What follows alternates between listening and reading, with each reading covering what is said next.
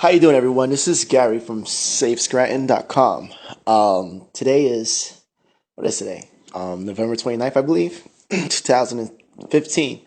Weather's getting kind of cooler, which is not too bad. I have some exciting things to talk about and some not so exciting. Depends on your perspective. So what I want to talk about is um, where we are presently in society and where can we go. Okay. What a lot of people don't realize, and I think take for granted, is that the future is not inevitable. Like, I think a lot of people have this notion that things will go according to some set plan and there's nothing you can do about it. It's deterministic. And that is absolutely not the case. I mean, if you just look at history, if you look at American history, you can see how human agency and human actions determined everything for this country. We can start with the birth of this country. We can start when this country was founded in the American Revolution. It was not some serendipitous moment where the framers, the forefathers, and the Constitutional Congress come together and just had to decide to form a union, had to decide to draft the Articles of Confederation, and had to decide to fight England. It could have went differently. In fact, if you would look at it from a probabilistic perspective, it should have went differently. What's the odds that a country that is not really a country yet, it's a colony of 13 desperately separated states, will agree to come together and fight at that point the strongest country in the world? You know, what to make it comparable, it would almost be like the Caribbean coming together. And let's say America was like colonizing the Caribbean, and the Caribbean were, under American rule as a colony. And all the Caribbean countries, Trinidad, Jamaica, Haiti, Cuba, well, all of them came together and said, we're rebelling, fought America, and won. That's the odds. And now, of course, today people will say, that's impossible. You have a lot of talk of things being impossible and things can never change. And I find that very strange. I find it very odd. It is not a truth when people say things cannot change. It's a mentality. It's a belief system. It's almost like it's like a belief, like you believe in astrology or tarot cards. It's a belief. It has no bearing in reality or in empiricism or in the past.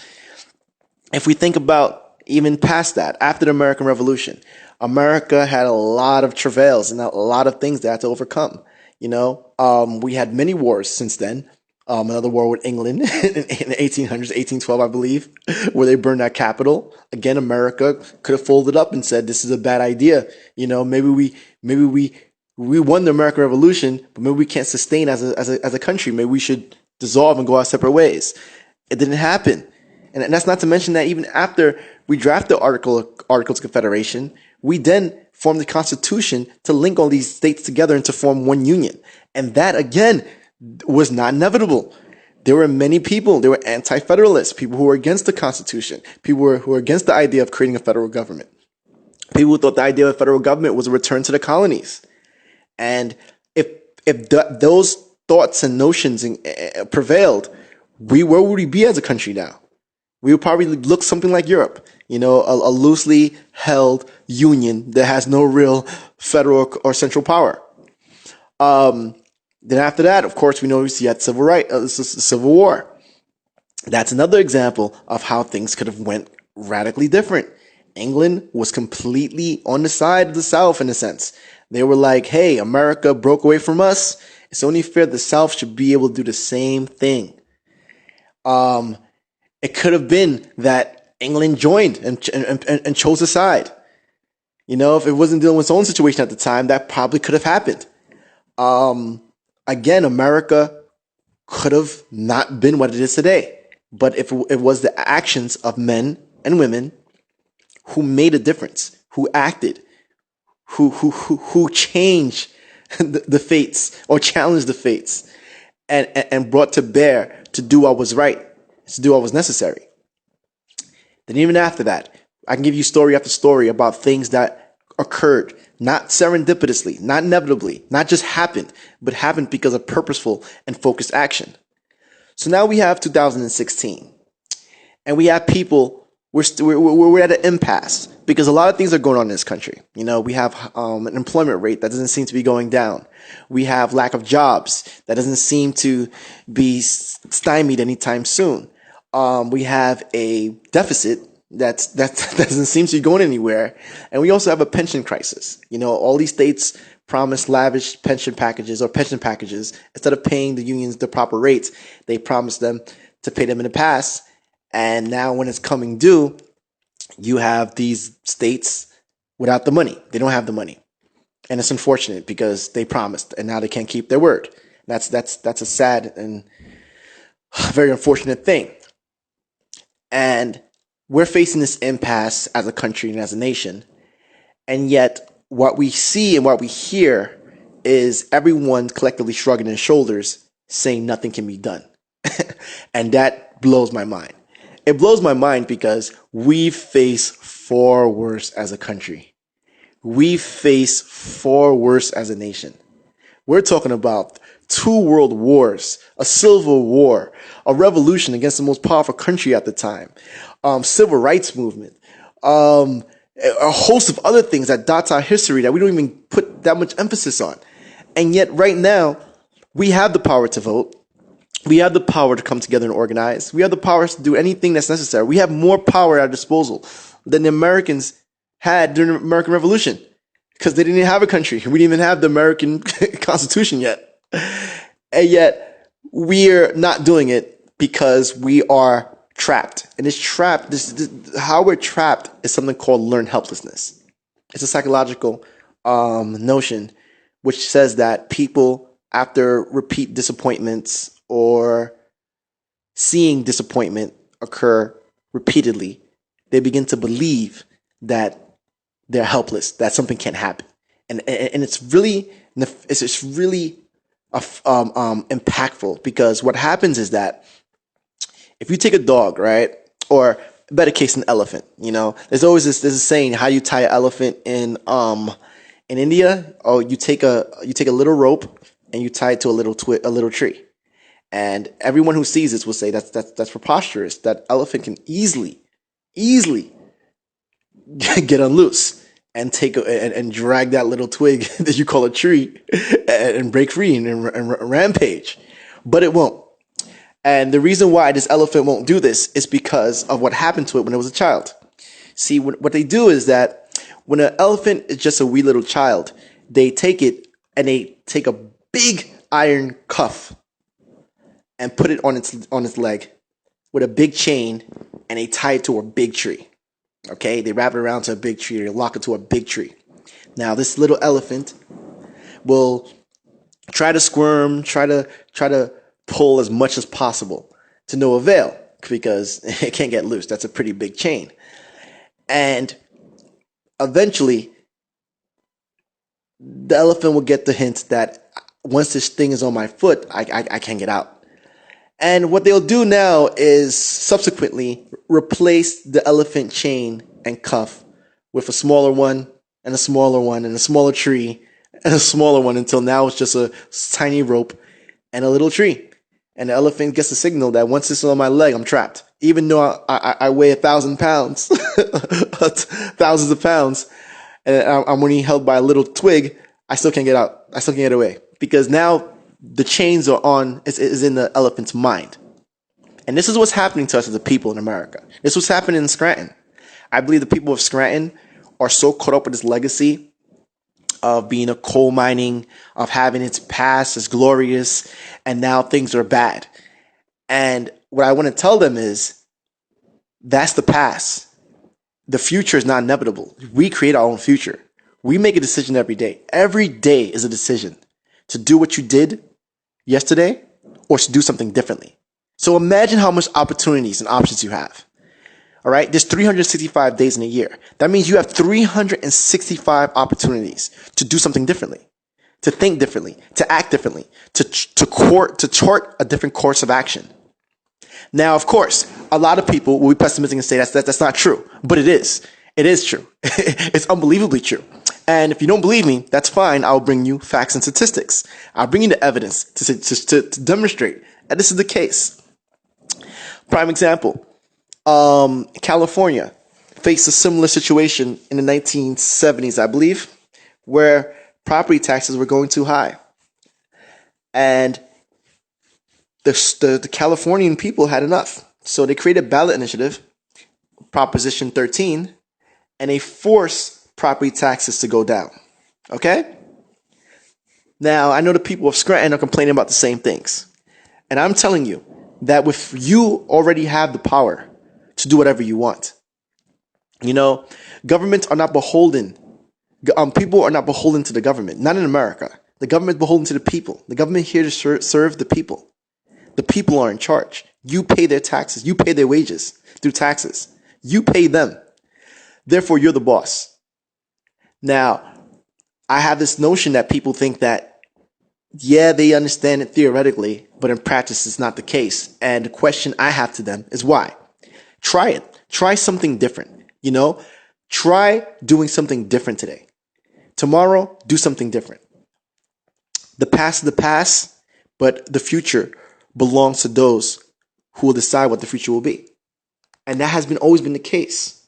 As I tell you, America is a country it is because of the people who made the tough decisions.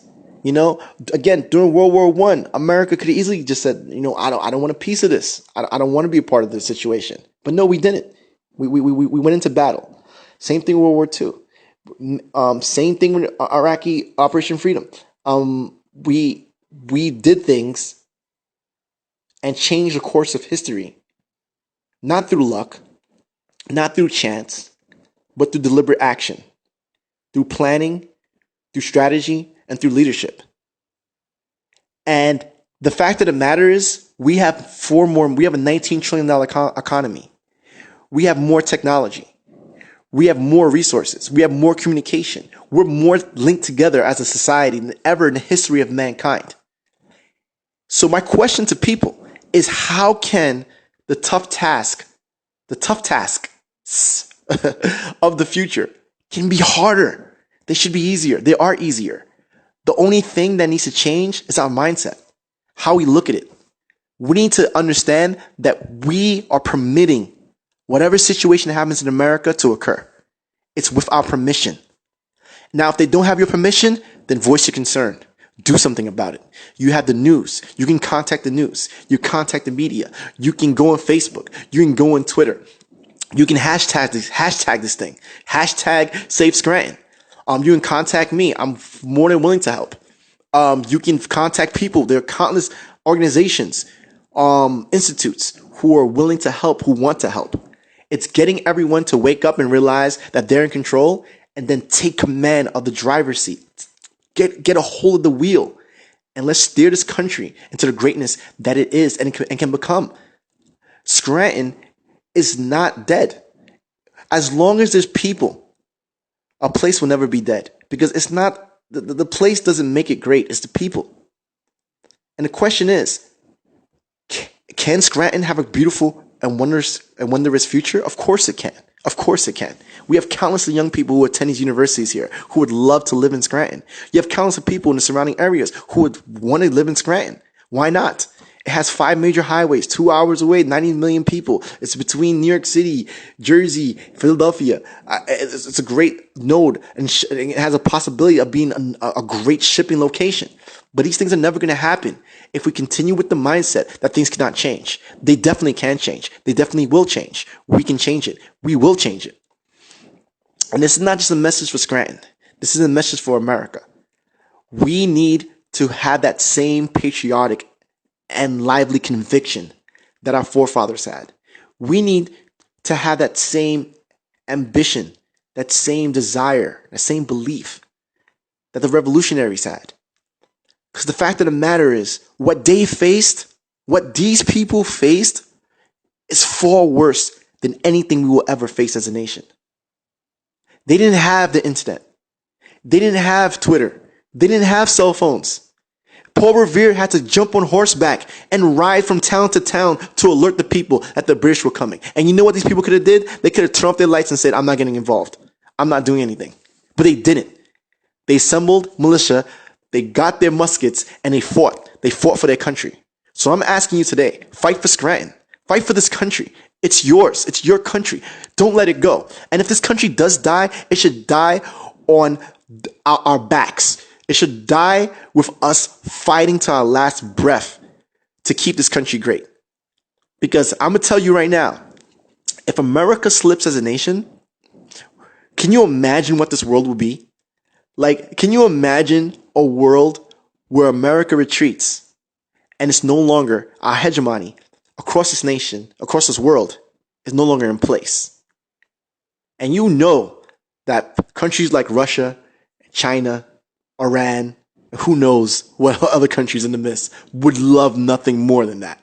And it will turn this entire world into a proverbial Wild Wild West. So we're not just keeping America great for ourselves. We're doing it for this nation and for the world. And it might sound grand, but what do we expect? What else should we expect from ourselves? Look at what we've done. Look what we have achieved as a nation. We've built the interstate highway system. We built railroads that darted this whole entire nation. We built bridges, skyscrapers. All these things were planned and determined because we believed in the future. We created airplane travel. And yet now we're riding around in 30-year-old airplanes. We can make new airplanes. We can make new trains. We can make new everything. We have the ability. We have the power. All we need is the conviction, the belief that, yes, we can. We can progress. We should progress, and we can. And we will. That's it, folks. I would love to be talking about this more, but I have a meeting to attend. That should be interesting. It's about getting more of the word out. But I just want to implore all of you that do not give up. There's no reason to give up. We definitely have this. We have far more at our disposal than we ever did as a nation. So definitely we can change things. We just have to decide to do so. And once we decide to change things, they will change. It is that simple. Thank you everyone for listening. This is SaveScranton.com and have a great day.